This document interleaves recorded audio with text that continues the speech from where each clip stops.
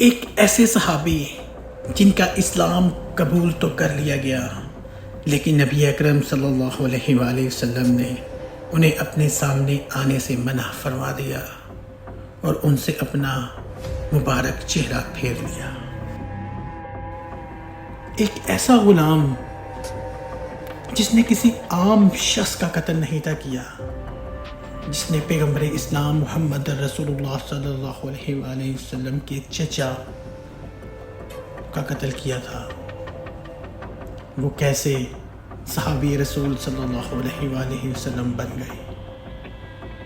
ایک ایسے صحابی رسول جنہوں نے اسلام کے سب سے بدترین دشمن کا قتل کیا، ایسا دشمن جو صرف دشمن ہی نہیں تھا بلکہ ختم نبوت صلی اللہ علیہ وآلہ وسلم پر ڈاکہ مارنے والا تھا، جس نے نبوت کا دعویٰ کر دیا تھا۔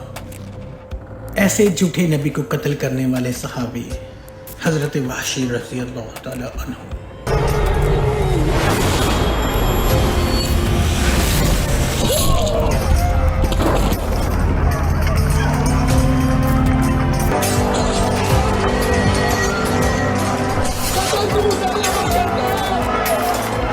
میں نے جھوٹے مسیلمہ کو مار گرایا۔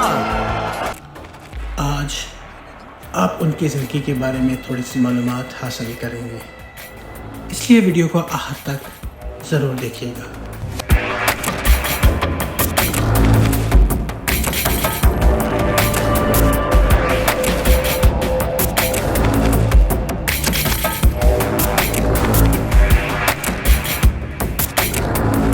اسلام آنے سے پہلے دور جاہلیت میں عرب کے اندر غلام خریدنے اور بیچنے کا رواج بہت عام تھا۔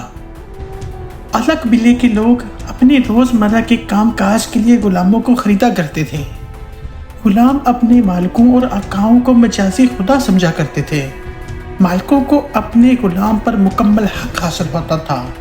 چھوٹی بڑی چیزوں پر من چاہی سزائیں دیا کرتے تھے، یہاں تک کہ موت کی سزا بھی عام تھا۔ اس دور میں افریقہ کے اندر ایک علاقہ حبشہ کے نام سے مشہور تھا، جہاں سے بہت سے غلام لائے جاتے تھے، اور ان میں سے ایک غلام وحشی بن حرب بھی تھا، جو مکہ کے سردار زبیر کا غلام تھا۔ یہ غلام نہ صرف اونچے قد اور تندرست جسم کا مالک تھا، بلکہ تلوار بازی، لڑائی، تیر اور نیزہ بازی کے اندر بہت مہارت رکھتا تھا، اور یہی وجہ تھی کہ اس کا مالک اسے بہت پسند کرتا تھا اور کسی بھی قیمت پر اسے بیچنے کا نہیں سوچتا تھا۔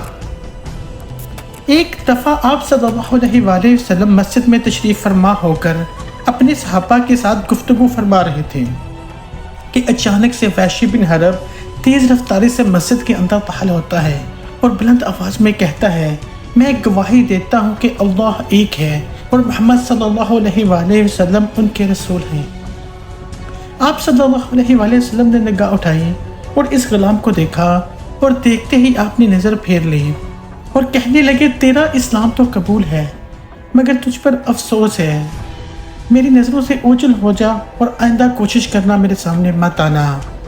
آخر اس غلام نے ایسا کیا کام کیا تھا کہ اسلام قبول کرنے کے بعد بھی آپ علیہ السلام نے اس سے سخت ناراضگی کا اظہار کیا؟ جب سرکار دو عالم صلی اللہ علیہ وآلہ وسلم کی نبوت شروع ہوئی تو کفار اور مشرکین نے مسلمانوں کو اذیتیں دینا اور پریشان کرنا شروع کر دیا۔ اسلام کی بقا اور کفار کی شرارتوں کے نتیجے میں سن 2 ہجری میں مسلمانوں اور مشرکین مکہ کے درمیان کفر و اسلام کی پہلی جنگ لڑی گئی، جس کو غزوہ بدر کہا جاتا ہے۔ اس جنگ کے اندر چند گنے چنے مسلمانوں نے قریش کے 1000 سپاہی کو دور چٹا دی اور انہیں شکست دے کر ان کے غرور اور تکبر کو مٹی میں ملا دیا۔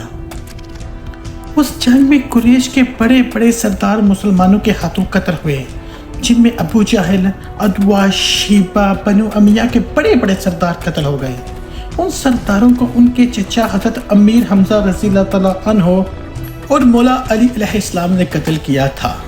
دور جاہلیت سے ہی مکہ میں بنو امیہ اور بنو ہاشم کے درمیان خاندانی دشمن بہت مشہور تھی، اور اب اس جنگ کے بعد نفرت کی آگ اور بھی بڑھ گئی تھی۔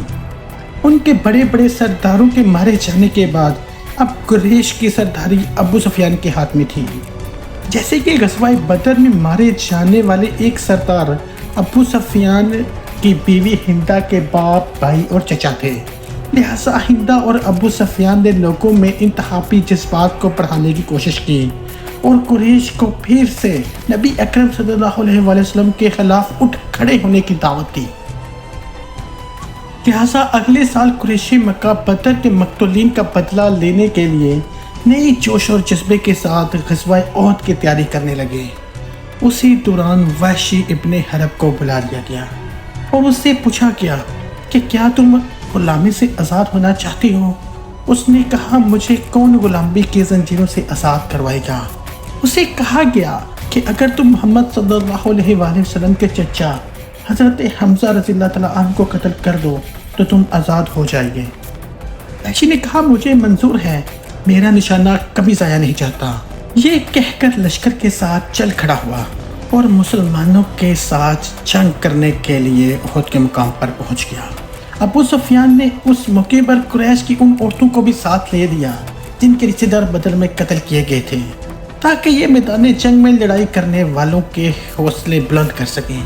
ان لوگوں میں ابو سفیان کی بیوی ہندا بھی پیشو پیش تھی۔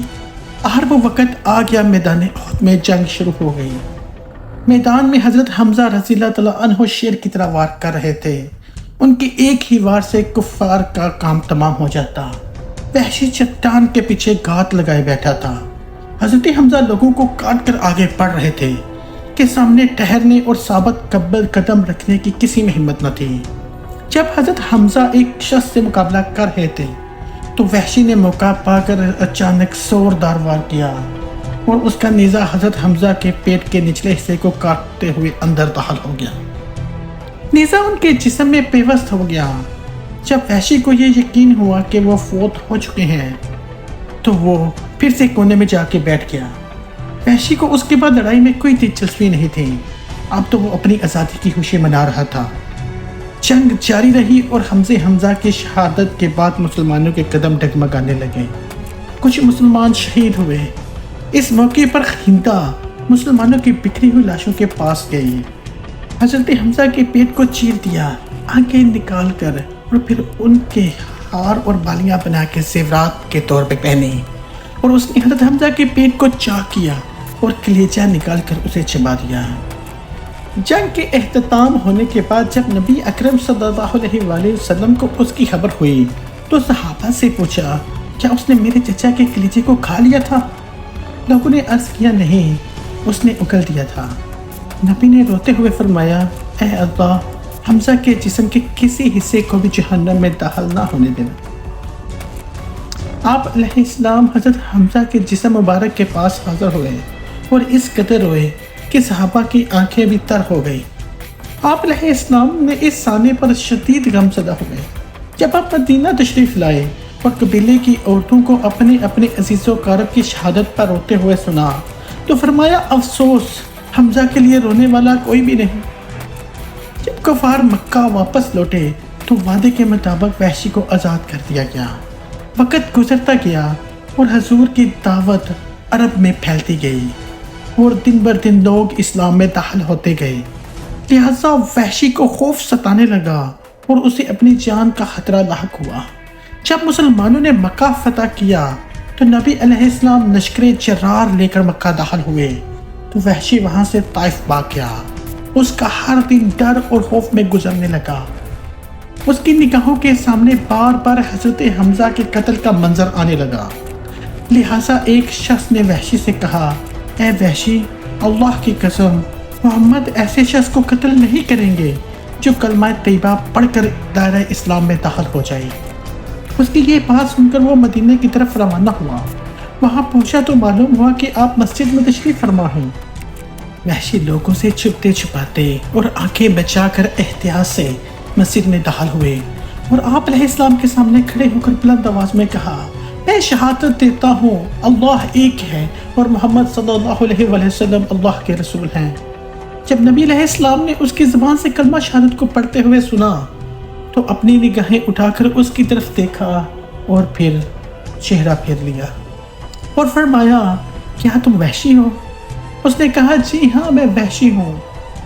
آپ علیہ السلام نے اپنے عظیم چچا کے قاتل کو مارنے کا حکم نہیں دیا۔ آپ علیہ السلام رحمت للعالمین ہیں۔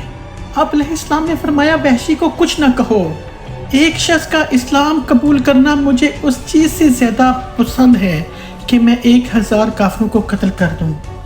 آپ نے وحشی سے کہا بیٹھو اور مجھے بتاؤ کہ تم نے میرے چچا امیر حمزہ کو کیسے قتل کیا تھا۔ وحشی وہاں بیٹھ گیا اور پورا واقعہ بیان کیا۔ جب وحشی کی بات ختم ہوئی تو آپ علیہ السلام نے غصے سے چہرے مبارک کو دوسری طرف پھیر لیا اور کہا اے وحشی، تم پر افسوس ہے، میری نظروں سے دور ہو جاؤ اور آج کے بعد میرے سامنے مت آنا۔ اس دن سے لے کر وحشی آپ کی نگاہوں سے دور رہنے لگے۔ جب آپ علیہ السلام صحابہ کے سامنے بیٹھتے تو وحشی آپ کے پیچھے جا بیٹھتے تاکہ نبی علیہ السلام کی نظر مبارک نہ پڑے، یہاں تک کہ آپ علیہ السلام اس دنیا سے چلے گئے۔ حضرت وحشی خود فرمایا کرتے تھے کہ باوجود میں یہ جانتا تھا کہ اسلام پہلے تمام گناہوں کو مٹا دیتا ہے، پھر بھی وہ کنونا جسم جس کا میں نے انتخاب کیا تھا اس کا خیال مجھے بے چین کیے رکھتا تھا۔ میں شدت سے کسی ایسی موقع کی تلاش میں تھا کہ کسی طرح اس جرم کا کفارہ کر سکوں۔ حضور علیہ السلام کے وصال کے بعد حضرت ابوبکر صدیق امیر المؤمنین بن گئے۔ ان دنوں عرب کا ایک قبیلہ مرتد ہو گیا اور مسلمہ کذاب نامی ایک شخص نے نبوت کا دعویٰ کر دیا۔ مسلمانوں کے خلاف اس نے ایک لشکر تیار کر لیا اور جنگ کی نوبت آ گئی۔ حضرت وحشی نے سوچا کہ یہی وہ موقع ہے مسلمانوں کی مدد کر کے پچھلے سارے گناہ دھو ڈالوں۔ اس نے اپنا وہی نیزہ ہاتھ میں لیا جس سے حضرت امیر حمزہ کو شہید کیا تھا۔ حضرت وحشی اسلام کے لشکر کے ساتھ جنگ کے لیے چل پڑے۔ انہوں نے قسم اٹھا لی یا تو وہ مسلمہ کذاب جھوٹے کو مار دیں گے یا خود شہید ہو جائیں گے، اور جنگ کا آغاز ہوا۔ خوب نیزوں کی تلواروں کی چڑپیش ہوئی۔ حضرت وحشی مسلمہ کذاب کے انتظار میں تھے۔ سب مسلمانوں کو قتل کر دینا چاہتے تھے۔ جب مسلمہ کذاب کی فوج پر بھاری پڑنے لگے تو مسلمہ بھاگنے لگا۔ فرار ہوتے ہوئے اس کو صحابہ میں سے کسی نے دیکھ لیا اور وحشی کو پکارا اور کہا وہ مسلمہ کذاب جانے نہ پائے۔ جب وحشی کی نظر اس کذاب پر پڑی تو انہوں نے اپنے نیزے کا ایک ایسا شدید وار کیا وہ اس کے بدن میں پیوست ہو گیا۔ حضرت وحشی نے اللہ کا شکر ادا کیا اور سجدے میں گر پڑے۔ تب ان کا دل کچھ پرسکون ہوا کہ انہوں نے حضرت حمزہ رضی اللہ تعالیٰ عنہ کے قتل کا کفارہ ادا کر دیا۔ سچے دل سے توبہ کی جائے تو بڑے سے بڑے گناہ کی بھی معافی مل جاتی ہے۔ یہ رب رحمان کا وعدہ ہے کہ جو میری طرف آتا ہے اور مجھ سے اپنے گناہوں کی توبہ کرتا ہے تو میں توبہ قبول کرتا ہوں۔ ایسی توبہ بھی قبول ہوئی جس میں نبی اکرم صلی اللہ علیہ وآلہ وسلم کے چچا حضرت حمزہ رضی اللہ تعالیٰ عنہ کے قاتل تھا۔ اس نے توبہ کی اور اللہ سبحانہ و تعالیٰ نے اس کی توبہ قبول کی، اور نبی اکرم صلی اللہ علیہ وآلہ وسلم نے ان کا دین اسلام قبول کیا اور وہ آپ صلی اللہ علیہ وآلہ وسلم کے صحابہ میں شامل ہو گئے۔ آج ہم ان کو حضرت وحشی رضی اللہ تعالیٰ عنہ کہہ کر بلاتے ہیں۔ اس طرح ایک غلام ایک نبی کے چچا کا قاتل ایک صحابی بن گیا۔ دوستوں، امید کرتا ہوں آپ کو یہ ویڈیو پسند آئی ہو۔ اگر ویڈیو پسند آئی ہو تو لائک ضرور کیجیے گا اور اپنے دوستوں کے ساتھ شیئر ضرور کیجیے گا۔ میں ملتا ہوں آپ کو ایک ایسی ہی انفارمیٹیو ویڈیو کے ساتھ۔ تب تک خدا حافظ۔